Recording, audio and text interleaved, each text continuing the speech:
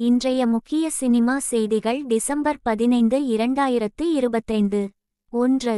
ஜூட்டோபியா 2 திரைப்படம் உலகளவில் பாக்ஸ் ஆபிஸில் $1.13 பில்லியன் மேல் வசூலித்து 2025ஆம் ஆண்டின் அதிக வசூல் செய்த படமாக மாறியுள்ளது. 2. லார்டயசின் மெகல்லன் உட்பட பிலிப்பைன்ஸ் திரைப்படங்கள் சர்வதேச திரைப்பட பிரிவில் 2026 ஆஸ்கர் விருதுக்கு தகுதி பெற இலக்கு வைத்துள்ளன. 3. கேரள சர்வதேச திரைப்பட விழாவில் நடைபெற்ற IFFK இயக்குனரைச் சந்திக்கும் அமர்வு சுதந்திரம் மற்றும் அடையாளம் குறித்த விவாதத்தை தூண்டியுள்ளது. 4. ரன்வீர் சிங்கின் துரந்தர் திரைப்படம் 10ஆம் நாள் வசூல் நிலவரங்களின்படி தனது வரலாற்றுச் சிறப்புமிக்க பாக்ஸ் ஆபிஸ் வெற்றியை தொடர்கிறது. 5. துரந்தர் பாகம் 2 குறித்த நடிகர்கள் தேர்வு பற்றிய தகவல். ரன்வீர் சிங் மற்றும் சாரா அர்ஜுன் இடையேயான 20 வருட வயது வித்தியாசம் கதைக்காகவே அமைக்கப்பட்டது என்று நடிகர்கள் தேர்வு இயக்குனர் கூறுகிறார். 6.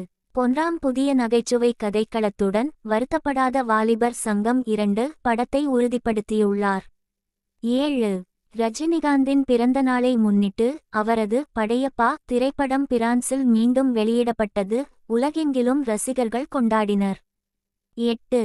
ராபர்ட் பாட்டின்சனுடன் நடிக்கும் தனது புதிய படத்திற்கு முன்னதாக ஜெண்டையா சிவப்பு கம்பளத்தில் அனைவரையும் கவர்ந்தார். 9.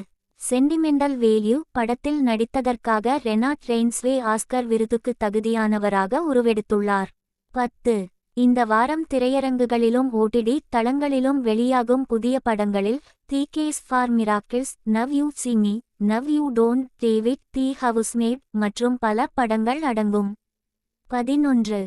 No other choice Park Chan Wook இயக்கிய தென் கொரிய திரைப்படம் பிளாக் காமெடி த்ரில்லர் உலகளாவிய பார்வையாளர்களின் கவனத்தை ஈர்த்து வருகிறது. 12. ஜார்ஜ் க்ளூனி மற்றும் ஆடம் சாண்ட்லர் நடித்த 2025ஆம் ஆண்டு நகைச்சுவை நாடகத் திரைப்படமான ஜெய் கெல்லி பரவலான சர்வதேச வெளியீட்டையும் விருதுகள் குறித்த எதிர்பார்ப்பையும் பெற்றுள்ளது. 13. வருத்தப்படாத வாலிபர் சங்கம் 2 அதிகாரப்பூர்வமாக உறுதிப்படுத்தப்பட்டது.